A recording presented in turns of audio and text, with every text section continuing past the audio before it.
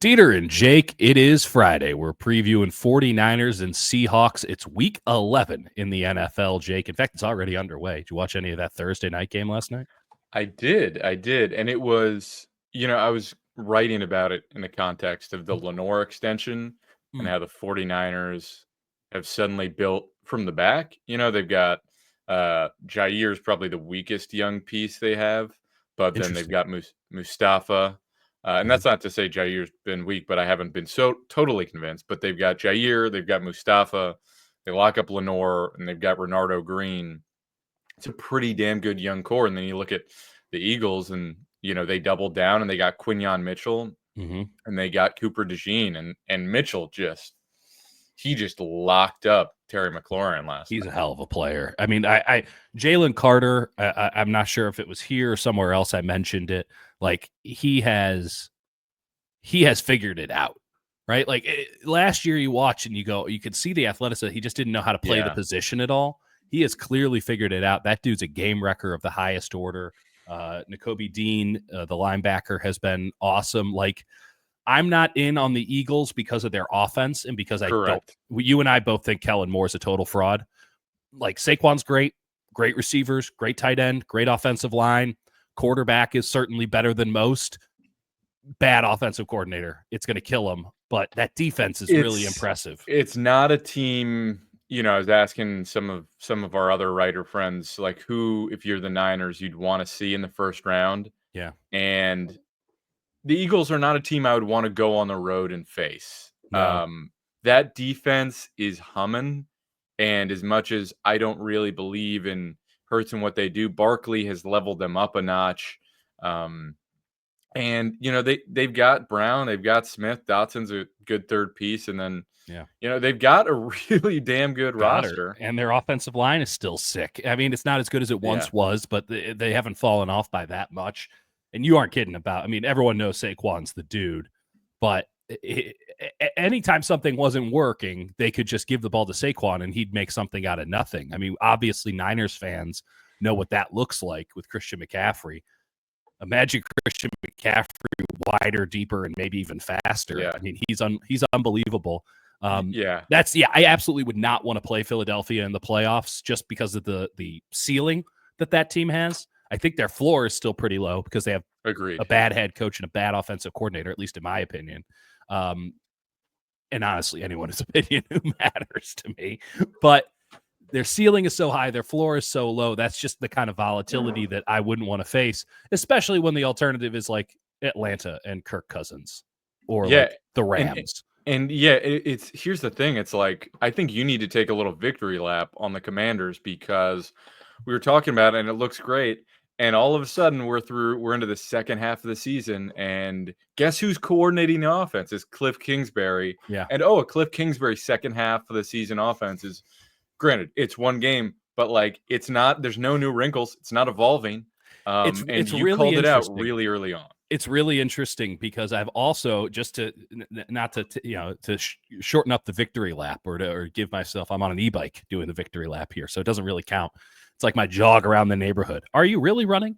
But it looks more like jump walking. I'm not sure. You seem to be going slower. Regardless, at the same time, I've also held on to the priors with Kyler Murray, right? Saying, well, second half Kyler Murray takes a bunch of hits. Now he's less want to run. And he degrades as the season goes along, as we see with so many running quarterbacks. I think you can make the argument you're seeing that with Daniels right now. He has this rib injury. Every week it's there. They're trying not to run him as much. And now you play a cover 2, cover 4. Everything has to come out of the backfield. He doesn't want to make the big time throws that he is so used to making, especially at the college level where the field is wide open. And he doesn't have the running ability, so they don't have to play as much man-to-man anymore in order to stop his running ability. So there's something there. There's something there with the Commanders falling off. But I'm curious if Kyler too falls off, because I know Cliff Kingsbury doesn't adapt. It is what it is, ideologically sound, and it looked great. And I still think the Commanders are a good team. I agree. Not great team. And then the flip side is Kyler has not faded at all, right? Last year, he only got the second half. He was really good when he came back in. And then you see this first half, and it took a while to get going. Don't get me wrong, but now it's humming. Now we talk about the Cardinals like they can win the division, and no one's joking about that or laughing. Jake, every year a team goes from last to first. NFC West, maybe. It's possible. I mean, listen, you look at them and they're just pretty physical. Like Marvin Harrison Jr. Is just a large target. Trey McBride is an animal. He is a possessed man every time. Second best tight end in football right now. He's insane. He's insane. He's an absolute lunatic mauler on the field. Yeah. And I love watching him play. He's great. James Conner is just so damn physical. Then Michael Wilson's now my man Trey Benson's coming through a little bit. They're starting to move him in instead of DeMercado. And I was a big Benson guy coming out of the draft. Florida State, a Florida State player. Get this. We loved him. Every one of them. Listen, Larry and I were talking about that last night too. Is just, Florida State, man, the reason they suck this year is because they lost their entire core of their team. They lost like 12 NFL starting caliber players in 1 year. Like you look at, we're talking about like Renard 20 Green. overall. I mean, the Rams had they've got Fisk and Verse, and I think they got one other. They just had an unreal roster. It's tough to rebound. Listen, as somebody who used to cover the U and still has an affinity for the U, I don't feel bad about the Seminoles falling off. But yeah, a pretty incredible situation they got going on there. I do want to pull it back to, I don't know, the game that's happening on Sunday. We want to talk about anything else because let's be real, Jake. This game feels boring. It doesn't feel interesting. It's not tickling the parts of our brain that get us excited for a football game on Sunday. It feels perfunctory. And I'm wondering if the Niners play like it's perfunctory. That would be concerning to me. Yeah, I don't think they have the luxury to do that, even mentally, because there's a possibility they are without Nick Bosa. There's a possibility they're without Juwan Jennings, who all of a sudden had an ankle injury yesterday, which sometimes means you had the ankle injury in practice if you didn't start with it. It's not ideal. To go in potentially missing those guys and the Seahawks getting DK Metcalf back. I don't know if, their offenses look bad, and I'm not a DK fan. It can't hurt, right? Well, it literally could, given that DK is a large child. I'll he eats say that 3 bags of candy, has a thing of coffee, eats 1 meal, and then goes out there and throws a hissy fit. Pretty classic. You ask any Seahawks fan about him, they're like fed up with him for the most part. Gen Zers love him, but like their actual fans are like, if he could, just play the game of football and not spaz out like once or twice a game, it would be great. He's incredibly talented, and I also think as a receiver, Lockett's a better receiver. Smith and Jigba's a better actual receiver. Smith and Jigba's good. Yeah. So they've got weapons. And I think the biggest thing for them is that they're probably going to get Abe Lucas back, the right tackle, instead of Stone Forsythe, who's terrible, and we pointed it out a few weeks ago. Yeah. But they're still starting Anthony Bradford and Laken Tomlinson, so there's a lot of vulnerabilities there. But yeah, you're right. I think what it comes down to is the Niners have owned the Seahawks for the last few years, and so the luster of this matchup has gone a little bit. And 6 straight wins for the Niners. And neither team has been particularly compelling. So instead of this being that, it is a monumental matchup, but it also is like both of these teams are like, that's the vibe is Do you get the sense that Seattle is desperate? Do you get that sense at all? I mean, 4-5, I'm not sure. They better be. It doesn't 4-5 doesn't scream desperation to me just yet. Like that's where I'm at. I wish that the Seahawks were coming in just juiced up to the T. I mean, that'd be great, but it doesn't. I'm not getting that vibe from up north. And usually we have a pretty good read on divisional foes for the 49ers. Yeah, I mean, Gino is talking about, how important it is for him to, it's personal, whatever. I don't know. He hasn't beaten them yet. Yeah, it is pretty important here, Gino. They're going to replace your ass if you don't beat them. Yeah, I mean, it's tough. I think part of that is like they just got rid of their starting linebacker in Dodson. They're like, McDonald's like, nope, he's not doing it. I need a linebacker. Yeah. You remember linebackers is destiny from a few years ago, and now it's safeties. But they got Ernest Jones, who looked bad and then looked really good against the Rams. Yeah, he was really solid against the Rams. Now, I will say that the Rams are an interesting team to extrapolate because Matt Stafford has never left the pocket once. Like, not even a joke. He has no scrambles this year. He has never left the pocket unless it's by design. So I'm not sure what that's doing to test a defense in the year of our Lord 2024. But for the Niners, do you get a sense of desperation from them either? Like, I feel like they are taking last week far too much in stride. Like, it's tough for me to Go ahead. for me to say. I had to take my dog to the vet on Thursday, so the day I usually get a sense of the vibes, I wasn't I wasn't down there. The But vibe was a sterile waiting room. That was your vibe. that's about right. That's exactly what it was. George Kittle was wearing another helmet that's too small for his head. I liked it How twice bad is this it? year. How bad is it that UCLA beat Iowa? Like, are they ever going to fire Kirk Ferentz, or we're just going to keep doing this forever? Tenure, baby. Tenure's tough. It's only at the college level. it's tough. Yeah, I do think they understand the importance of this game, and that if you go into this road trip and you're at 500, that's a pretty brutal situation to be in. They absolutely have to win this, and then they can set up a split. Even if they lose the next 2 games after losing this one, Got a you're in little something. decent shape. Yeah. But like, to go on the road and you're going to face the Packers and the Bills, I would be shocked if Shanahan didn't have them prepared for this. But I do think this is a game that talked about after the bye week, coming back, and these 2 games were good setup games to see if they are to be taken seriously. They didn't show us that last week. They, just with a lot of things. I think the biggest thing for me with this team right now that I want to see this week is if they can have a better plan with protections. Mike McDonald, like a lot of these good defensive coordinators, he does the thing where he stacks up one side of the front and then he'll drop the other side in coverage. And so you actually don't have a numbers advantage, but you end up with one. And then a lot of times the way the 49ers block those out is you end up with an unblocked pressure in Brock Purdy's face. I would like to see them have a better plan for those types of blitzes, because they've seen enough of them. They should know how they work and when they're going to bring them, which is usually on third downs, and give Brock Purdy a better opportunity where he's not throwing hot, with a guy coming from his blind side. That's what I would like to see from the 49ers this week. Where does that come from? Is that it doesn't feel like that's something that's preordained. Does that come from agency with either Brendel or Brock at the line of scrimmage? Because as you're noting, when you have these overload blitzes, it's not as if you can get to the line of scrimmage, diagnose what's happening within reason, right? You're guessing at some juncture and say, okay, he's coming here, he's coming here, he's coming here. Let's do this.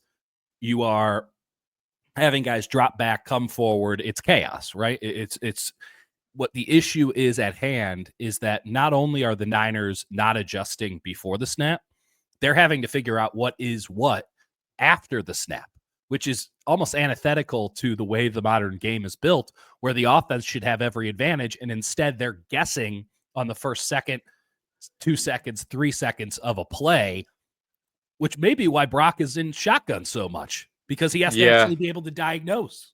And I think part of it is that Kyle does trust Brock a ton. And so maybe there are multiple hots. Maybe there are other options for Brock. And he's done a great job of, when there is pressure coming, to buy himself a little bit of time and drift in the pocket away from it and make the throw.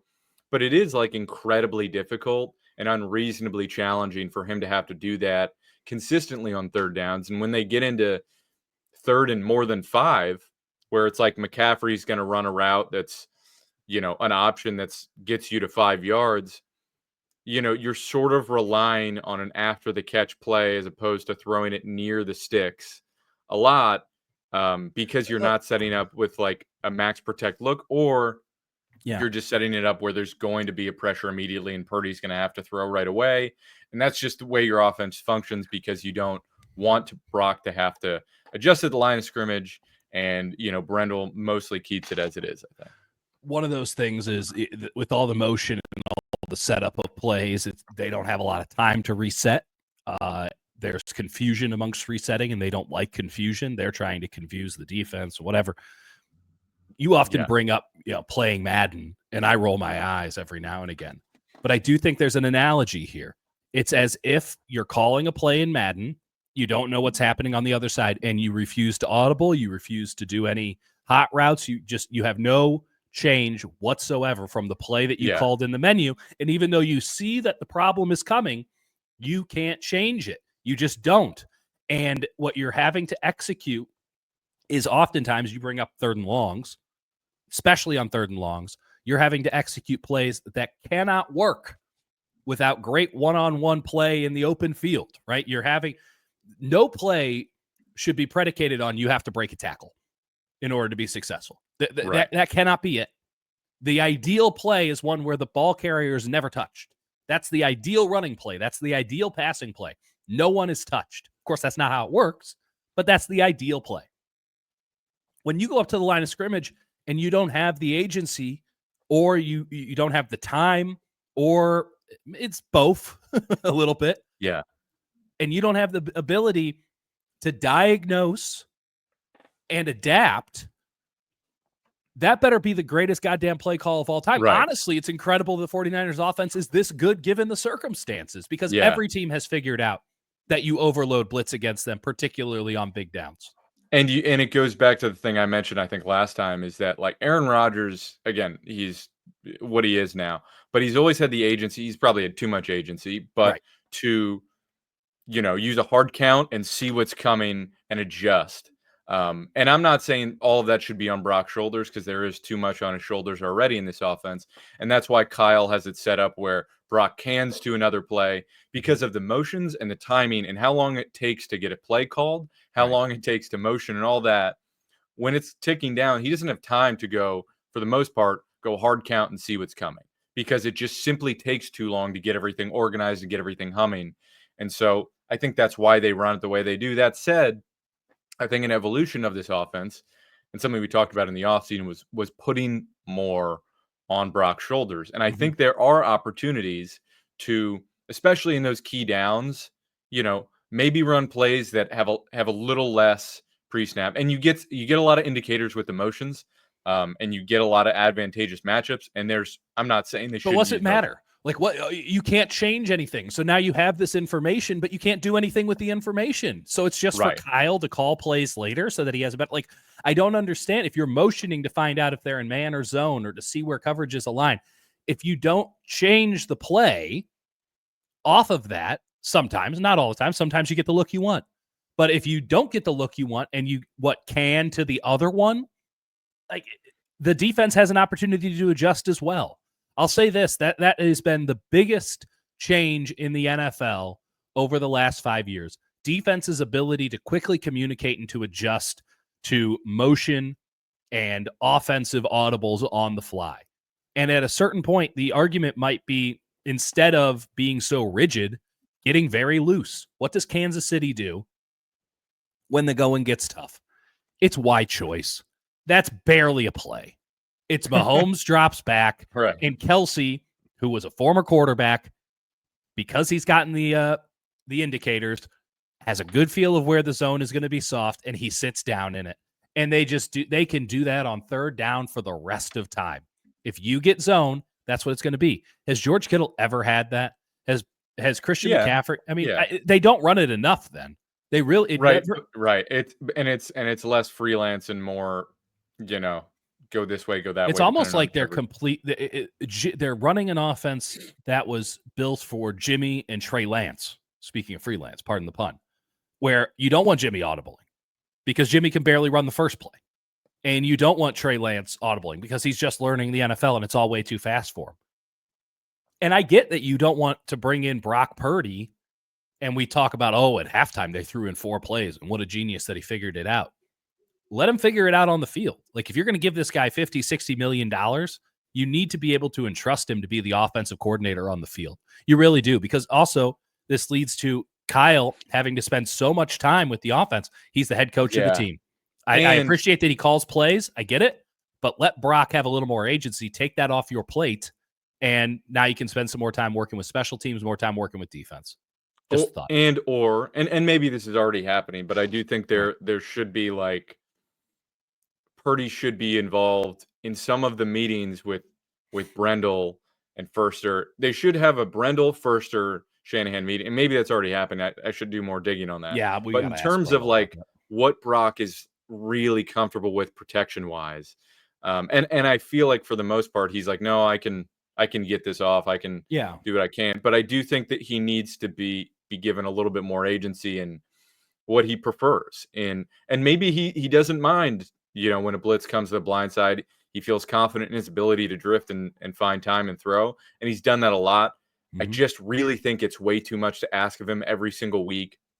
And there's too many examples of when it doesn't work. And on third downs, all of a sudden the Niners are like, they're always vulnerable, as opposed to, if it's not an out against, off coverage to like Jennings or something, or a third medium or third and short where you can get McCaffrey or Kittle, and something you like.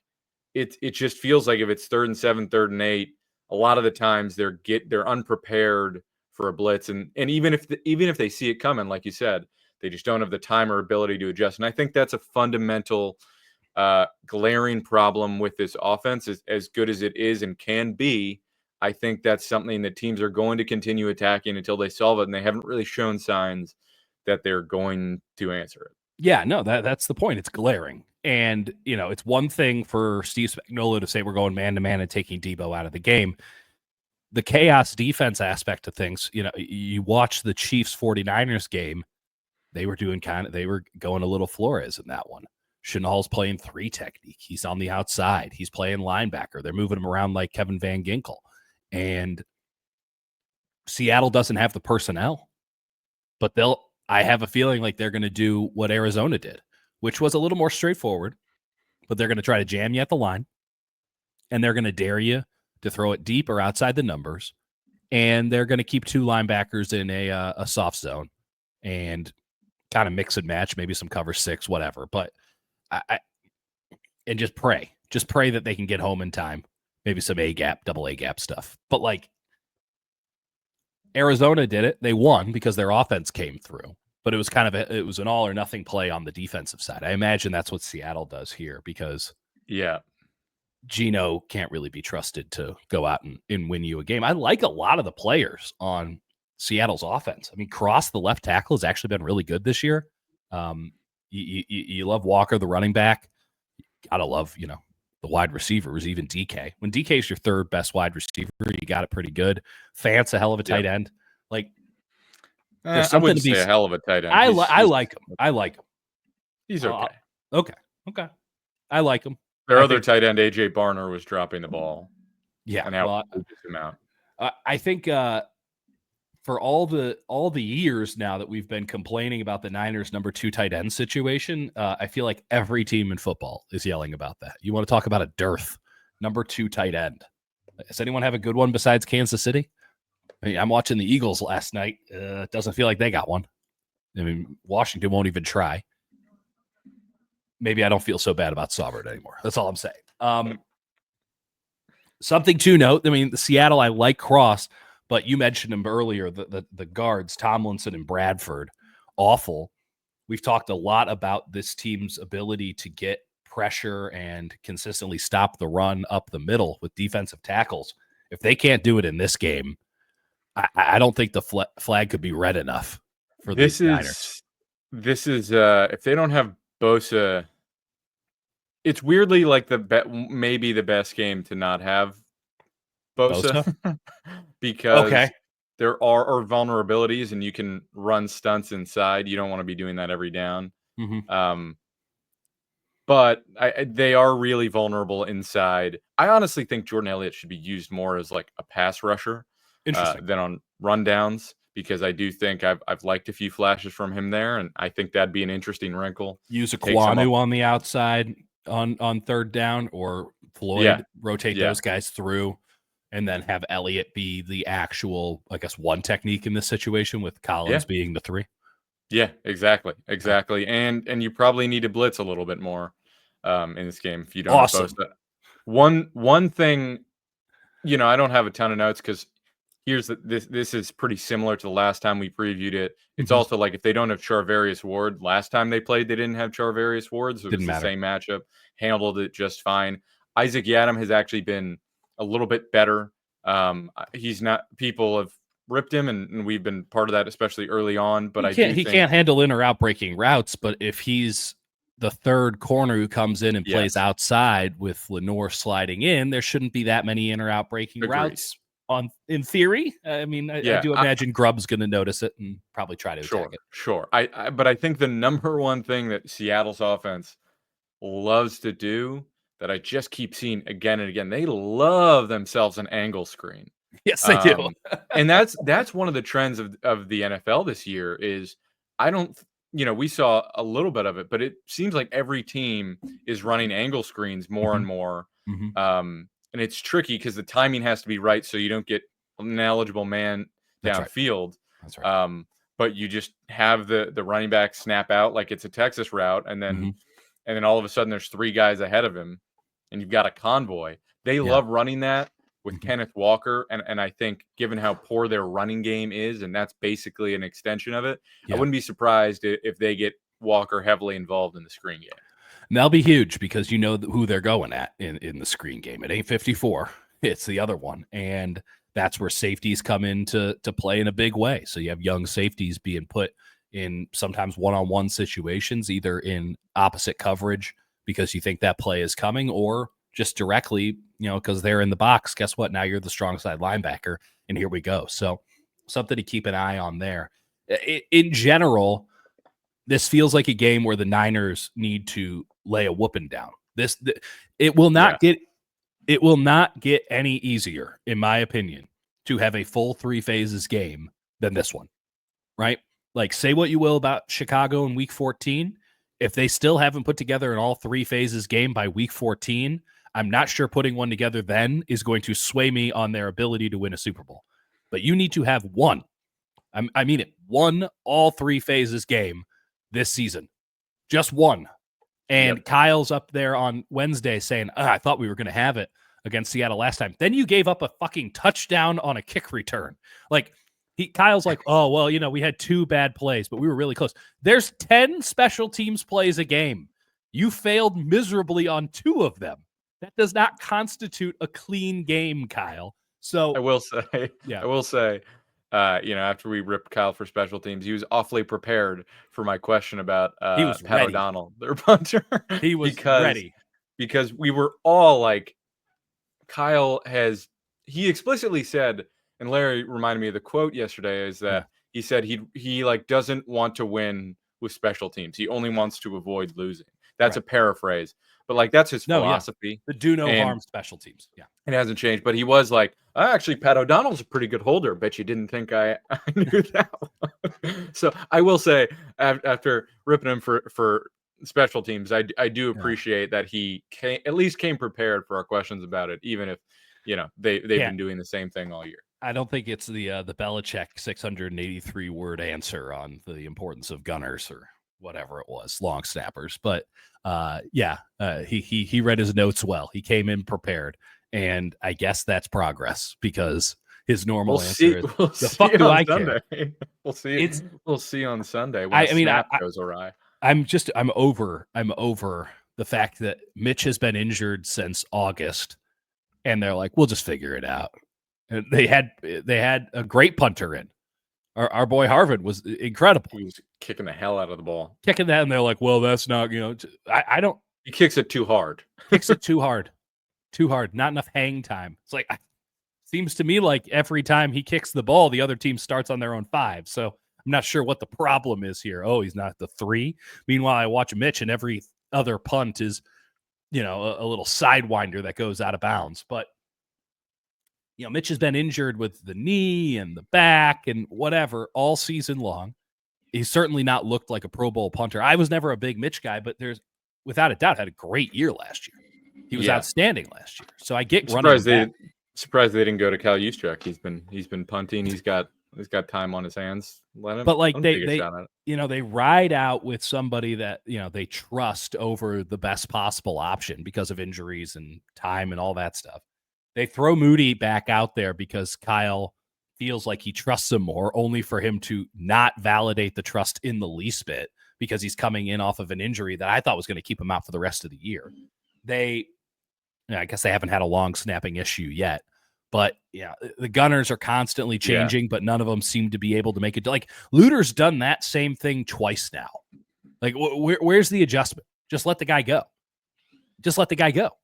You should know that it's fair catch behind. Right. I'm not saying we could do a better job, but I know that they're not doing a good job. They're not doing a good job. And that's, I think, why Kyle was prepared for questions about special teams, because they've been so damn bad. And again, it goes back to what you said, lack of talent. They can't play their starters out there. Larry was talking about put Fred Warner out there. I'm like, you cannot put Fred Warner on special teams. Larry, you can't. I'm sorry, but you can't put your linchpin of your defense on special teams. But I think it's a lack of talent there, and it's I don't know. I'm exasperated with their special teams. This is where I'm at. Like we see holes and flaws and issues with everything. Just make us please just shut us up for 1 week.